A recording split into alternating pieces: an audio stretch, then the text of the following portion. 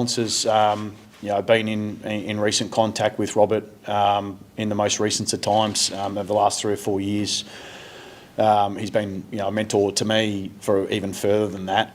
He was my first coach at the Brisbane Bears. He was a genuine hard ass and really taught about professionalism and work ethic, and didn't accept another standard except the best. And so while he was hard, he also drew the best out of you. And I'm sure he's had an impact on a lot of people over a long period of time. But as far as what he means for the Carlton Football Club, he's taken legend status for us.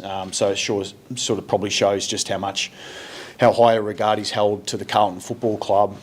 He'll be dearly missed. He's obviously got kids himself that are a bit older. I think he has 7 grandkids that he leaves behind, but he leaves an incredible legacy on. G'day guys. Hope you're well. I'm not going to overreact about that loss. Just like I'm not, over the course of, I suppose, the next month or so, I'm not going to overreact about wins either. I think, I don't know how bad it is. I don't know how bad it is. It's not great. It's not great. It's not great. But I was disappointed on Friday night. I really was. Maybe a bit flat, but I wasn't overly angry. I wasn't overly angry because it's kind of, I think Matthew Lloyd summed it up. We deserve to be where we are. And maybe whatever position we are on the ladder at the moment, outside the top 8, we're 4 wins, 6 losses. Behind the ledger, it's going to be a battle. It's going to be a battle just to make top 8. But it kind of feels like, to me, that's where we deserve to be based on what we've got. And I did include that stuff there about Michael Voss talking about the great Robert Walls, who passed last week. And I'm not going to go into Robert Walls and what he meant to the football club and all that type of stuff. A lot's already been said about that. I was a little bit too young to remember Robert Walls playing. I do remember going to the football and seeing him play, but I was too young. I was just too young. But I do remember my old man, my dad, used to get stuck into him. Used to call him Pumpkinhead. Just used to get into him. He obviously a great footballer, but it must have been a period of time there before he went to Fitzroy that he became a little bit frustrating. Because the old man used to get stuck into him in the out. He used to call him Pumpkinhead, which I kind of I've never forgotten it. But it just shows you how much the game has changed. So here we have Michael Voss, coached by, as he described, a hard ass. And he's not the only former player who's played under Michael Voss who's spoken during the week. I mean, Stephen Kernahan, one of our greatest ever captains, greatest ever footballers that's put on a Carlton jumper, spoke during the week about Robert Walls and said exactly the same thing. Reading between the lines, these players played in spite of Robert Walls or in fear of Robert Walls. And I know this I know this as a fact. I was actually at the club in 1986 and 1987. I was running around in the under-19s. Not good enough. Look, I'm not pumping my tyres up here, guys. I'm not. I was never good enough to make it. The writing was well and truly on the wall in my time at the club in my second year in the under-19s. I wanted to so desperately get an invite to go train with the seniors because that's the way it worked. You play in the under-19s, and then if you were good enough in my bottom age year, I didn't get an invite. And then in my second year, my final year in the under-19s, I was just hoping like hell that when my time was up, I get an invite from the seniors to go up and train with them for at least the pre-season. But no, they gave me my marching orders. But my older brother, Greg, who also played in the under-19s, is a couple of years older than me. He actually did two pre-seasons with the seniors under Robert Walls, and he was the same. Like he was moved on as well. But the stories he could tell me, Greg, tell me about his time doing those pre-seasons under Robert Walls, and my God, like, yeah. So what I'm trying to say here, guys, is that the game has changed, and it's a part of me that, you know, you've got to figure like an old school type footballer like Michael Voss, with, I reckon, deep down an old school mentality, who's got in the coaching, would love to pull those levers, would really, like, deep down, I think, would love to pull those real old school levers, that uncompromising, just go after the players. Like, it felt like he was really seething in that press conference, was holding himself back, but you need... It's just changed, and it just doesn't appear like he's got the balance right. That's from the outside looking in. I mean, it doesn't feel like we're developing at a rate, does it? There's patterns emerging, not just the way we play, but also these kind of fade outs. So I do ask the question, and I'm not sticking up for Michael Voss here, because I think there's more at play than just that we are potentially poorly coached.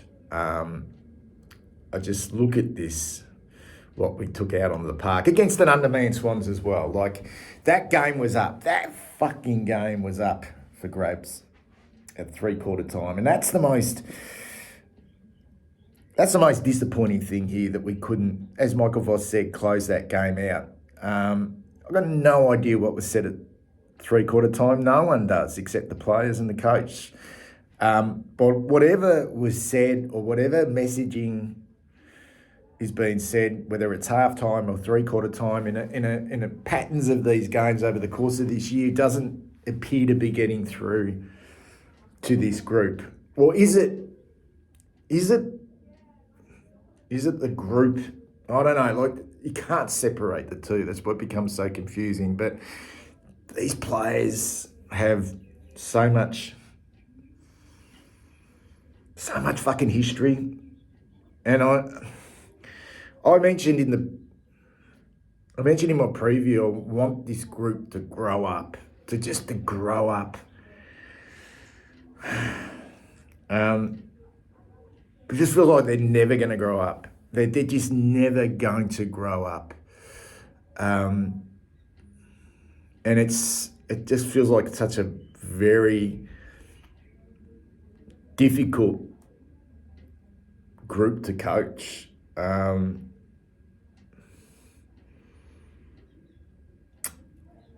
Jacob Wiedering said it. He said it. Are they mentally tough enough? Now that still sits. How much responsibility is that on the coach? Like, has he been able to has he got the skills to be really hard on this group, but with a balance? Because it feels like they get away with so much. They just get away with so much, and the accountability isn't necessarily there, and they're not hard enough on each other. And then you just look at it as well. Were we good enough? Like, were we good enough? Yeah, we were good enough to scrap it out for 3/4. And we were hoping it would continue to play that way. And almost it feels like, for me as well, that Voss and our coaching staff are always just a step behind the modern game, just a step behind. Like, defence was the number one thing in football, and the contest was always the number one thing in football for a long period of time. But now it's all about, a lot of it's now about offence and ball movement.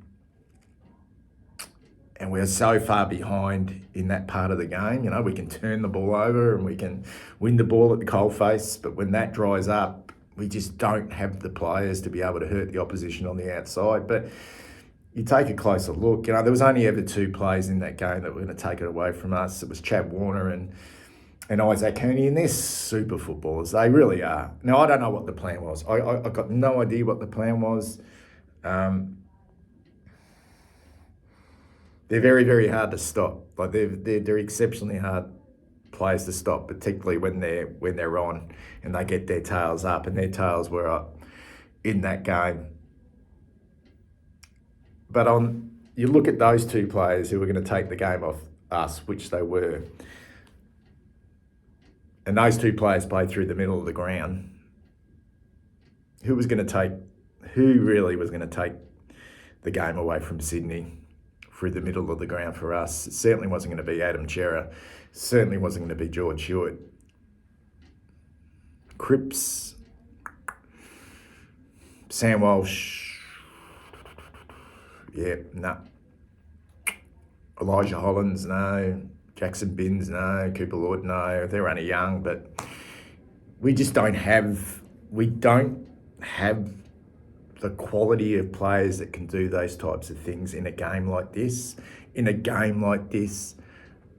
the only way we're going to win that was to just scrap it out like we did against St Kilda the week before, and hope like hell we can own a moment or 2, and we weren't able to do that. But there's more at play here, guys, than just Michael Voss and our coaching staff. And sure, they have to take a large responsibility for what's going on, but no one can tell me this is a premiership contending list. No one.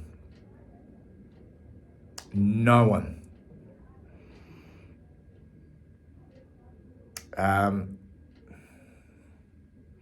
always said, and I'm going to be consistent on this, and I'm going to be consistent on it, and I think a lot too much falls on the shoulders of our so-called big name players and stars, but they're the highly paid players. And then when you're highly paid, the expectation is you perform week in, week out. But sometimes that's not going to happen. The reality is it's not going to happen always.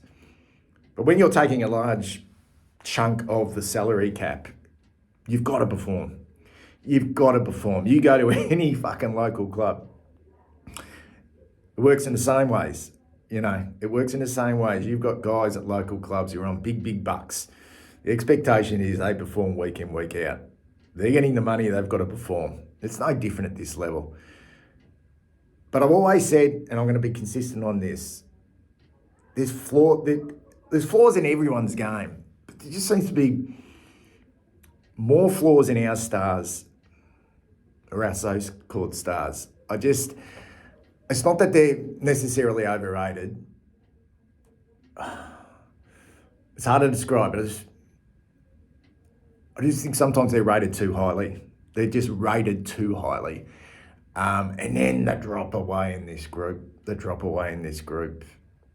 And maybe, just maybe, that Michael Voss is actually kind of getting the best out of this group. That's a big possibility. You know what? The club are going to have to decide that.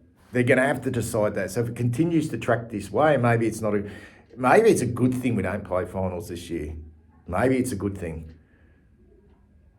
But the club are going to have to decide that, because we can't,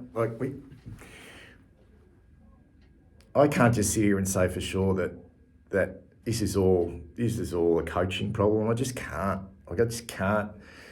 But I can certainly look at some of these players or this list, because we see them play. We see them play.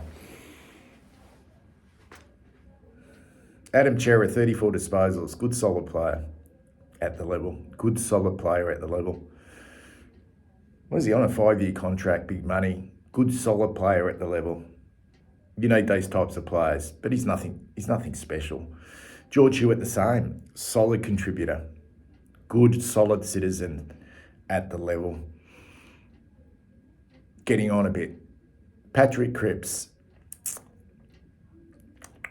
I would have liked to have seen him go forward in that game, but we just don't have the quality through the midfield. We don't have the numbers rolling through them. We need him in there. I would have liked to have seen it because it felt like we lost all structure. As soon as Jack Silvani went off the ground and we had to move Lewis Young back and then Harry had to go onto the right, we just lost all structure because we rely too heavily. We rely too heavily on our bigs in our front half. That's the style of play. Kicked 2 goals, came early on his left foot. He was solid for most of the night. Adam Saar's not the player. He's just not. He was solid. Mitch McGovern and Elijah Holland's probably the worst 220 disposal games I've seen. 1 minute Mitch McGovern looks like Bruce Stool for a quarter against Geelong a couple of weeks back, and then he plays like that. Just brain fade after brain fade. This is a guy's 30 years of age. 30 years of age and he's producing that type of football. 1 week, you just go, wow. And then you get a couple of weeks of just Elijah Holland's lairising, scrub balls on the ground. Sometimes you just think, where's his head at? Sam Walsh. The demise of Sam Walsh is just... It's very concerning. Look frustrated. And then, look... Sydney obviously had a plan to take him out of the game. And really, his running ability can be damaging at times, but it really hasn't been damaging at all this season. But they put Jordan on him, and Jordan is a very disciplined footballer.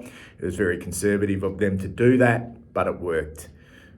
But is he that damaging anyway? His running ability can be damaging, but he's not damaging by foot. Cooper Lord I actually thought played quite well, but he's still very young. Thought he started the game really well. Ollie Holland's the same. I actually think he was actually one of our better players, and he is still quite young. Haynes, solid down back, has been a reasonable pickup for us. But let's be realistic here. He's getting on in years, and he's signed a 1-year contract. He could potentially go for another 2. I don't want to pot our 2 key forwards because so much falls on the shoulders of Harry and Charlie Curnow. And they're not perfect footballers, but if they're not producing, very difficult to be producing week in, week out at a high level. And I don't think Charlie Curnow's hit his straps, but actually thought that was probably one of the better games he's played this year, particularly defensively. If they're not performing at the level, there's nothing else there for us. Nothing else. Jackson Binns, yeah, he's at this stage an average AFL footballer, but he's relatively young. Wiedering had his hands full with negating Joel Hamling, but I feel like he leads. I feel like this is the one bloke that takes it personally. I really do. I feel like he's the one guy on our list that really takes it personally. Pitnet's not AFL quality ruckman. I don't give a fuck what anyone says. I just he was absolutely taken to the cleaners by Brodie Grundy, who's hardly fired a shot this season. It was actually kind of embarrassing. Francis Evans is just not good enough. Not good enough. Corey Durden, hit or miss. Would not get a game as a small forward in any of the real contending clubs. Lewis Young is Lewis Young. Plays a role at times. Matthew Carroll's just not ready. I was gobsmacked, and this is nothing against Matthew Carroll because he's only a kid, and in time he might be an okay player. But to think that, and this isn't necessarily just a criticism on selection, because you talk about selection integrity and you go, oh, why did we play him? Or, they don't know what is available. So this is as much a list issue as potentially what it is a coaching issue. How can a player in his first year, did not play any football last year, a rookie pick. Played okay in his first game against the West Coast Eagles, showed a little bit. He's now played 5 or 6 games, got omitted, been really battling, gets rested, and then comes straight into this game, and is expected to perform. He just battled. He battled away. Motlop, my God. Will White, not good enough yet. Not good enough yet. Just does not do enough. Motlop just does not do enough. Jordan Boyd started as a sub, and obviously losing Jack didn't help, but really, that wasn't the reason why we lost this game. This is... Be realistic, guys. Let's try and be realistic here. At least we've got our full quota of players together. There's not enough quality there. There's just not enough quality there. I am 100% convinced on that. And I think when all our best players are up and going, and all our sort of mid-range players, have relatively good games, then we can win. And I actually fully expect us to beat the Giants this week, and they've been a bit of a mystery as well. Another team that's super inconsistent, and it becomes a really fascinating game. 2 teams that have felt like they've underperformed, but really, are they that good? Are they that good? Or are they, in fact, mentally weak as well? Because both teams have history with this core group in regards to the mental toughness of the game. So I'm not going to overreact, because at the moment I'm really trying to work out where the problems lie. There's, on one hand, the list is just not there. But you can also mount an argument that when the game is there to be won,